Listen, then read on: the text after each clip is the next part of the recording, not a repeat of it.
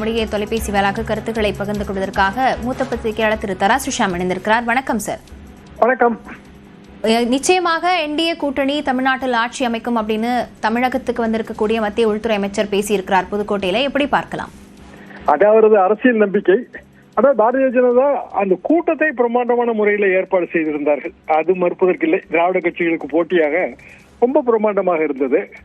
அண்ணாமலை அவர்களுக்கான முக்கியத்துவம் அதிகரித்திருந்தது. அதை பார்க்க முடிந்தது. அவர் பேசும்போதும் அந்த எழுச்சி இருந்தது. மிக இயல்பாகவும் அவர் பேசினார். அந்த இரண்டும் எனக்கு மாறுபாடாக தெரிந்தது.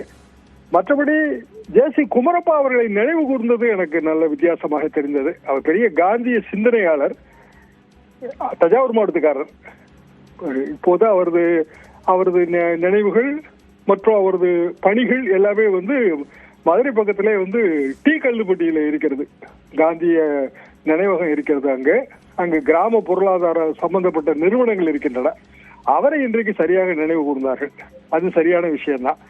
ஆனால் செல்வப்பிரதை அவர்கள் கூறியது மாதிரி ஜீராம்ஜி என்று பெயரை மாற்றி மகாத்மா காந்தியின் பெயரை எடுத்துவிட்டு அந்த திட்டத்தையே சிதைத்து விட்டார்கள். அதே நேரத்திலே காந்தியை நினைவு கூறுகிறார்கள்.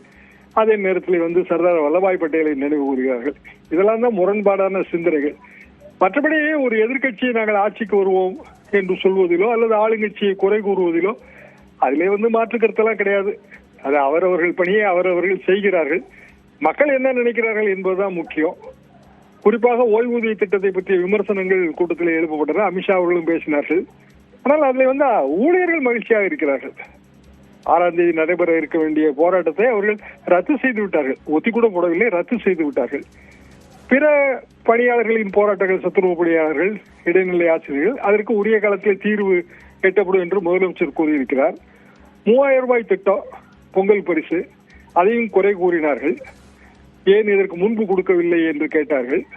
ஆனால் அதிமுக ஆட்சியிலும் முதல் ஆண்டுகளிலே சரியாக கொடுக்காமல் கடைசியில தேர்தல் ஆண்டில் 2500 ரூபாய் கொடுத்தார்கள். இதுல நான் பார்த்தது என்னவென்றால், பாரதிய ஜனதா கூட்டணி, என்டிஏ கூட்டணி ஆட்சிக்கு வரும் என்றுதான் தொடர்ந்து சொன்னார்கள்.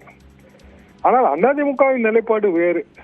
அதிமுகவின் நிலைப்பாடு என்பது அதிமுக ஆட்சி, தனி மெஜாரிட்டியுடன் அதிமுக ஆட்சி. அதிமுக சார்பாகவும் யாரும் இந்த கூட்டத்தில் கலந்து கொள்ளாதது எனக்கு கொஞ்சம் வியப்பாக இருந்தது. என்டிஏ கூட்டணி முழுமையான உறுப்பினவில்லை என்றும் தோன்றியது. காரணம், அமித்ஷா அவர்கள் பேசும்போதே அதிமுக பாரதிய ஜனதா கூட்டணி, இன்னும் பல கட்சிகள் இவ்வாறு பொதுவாகத்தான் சொன்னார். ஆக இன்னமும் பாமக போன்ற கட்சிகளோ அல்லது புதிய தமிழகம் போன்ற கட்சிகளோ இன்னமும் அந்த கூட்டணிக்குள் சேருவதற்கான ஒரு நிச்சயமற்ற தன்மை எனக்கு தெரிந்தது. அதே நேரத்தில் திமுக கூட்டணி, ஏற்கனவே இந்த காங்கிரஸ் கொஞ்சம் குழப்பம் கூட நேற்றைக்கு அது தீர்ந்து விட்டது. திமுக கூட்டணி பழைய கூட்டணி அப்படியே தொடர்வதாகத்தான் நான் இந்த கூட்டத்தின் வாயிலாகவும் புரிந்து கொண்டேன். மற்றபடி அரசியல் குற்றச்சாட்டுகளுக்கு பதில் அது தேர்தல் நேரத்தில் தான் கிடைக்கும்.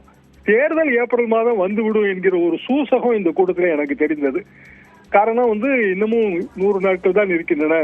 இந்த 100 நாட்கள் ஒரு தவம் மாதிரி செய்ய வேண்டும் என்றெல்லாம் கூட்டத்தில் நயனா நாகேந்திரன் அவர்கள் பேசினார்கள். அப்படி என்றால் ஏப்ரல் மாதம் 2வது வாரம் அநேகமாக வெஸ்ட் பெங்கால் தேர்தலின் முதல் அல்லது 2வது சுற்றோடு தமிழ்நாட்டுக்கு சேர்த்து தேர்தல் வந்துவிடும் என்று நான் யூகித்தேன்.